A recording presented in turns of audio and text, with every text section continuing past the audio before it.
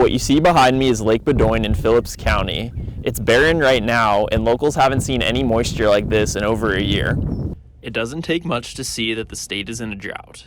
When it comes to bodies of water, there isn't much right now. It's been a little bit here and there, but over an inch, I don't even remember. Lake Bedoin outside of Malta is just one example. It's not a deep lake with only several feet in its deepest spots normally, but locals can barely tell it's a lake even after a full day of rain last week. I moved here in the flood of 2011, and when I moved here I was told this is the most water that they'd ever seen on the refuge.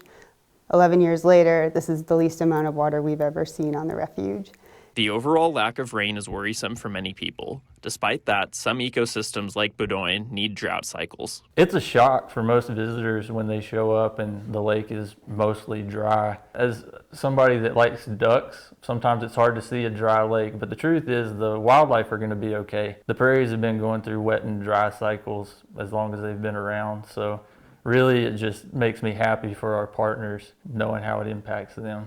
May 12th was a significant day for the area, the most they've gotten in months. It's not the final saving grace, but it served as a crucial gift for the land.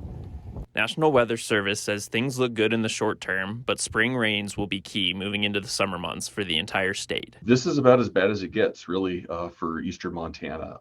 What's interesting about this particular drought that we find ourselves in is that it comes right on the heels of a previous drought in 2017 where we saw flash drought conditions really being impactful across the region. And we saw improving conditions there for a few years, but really the last 16 plus months have been some of the driest that I've seen in my lifetime.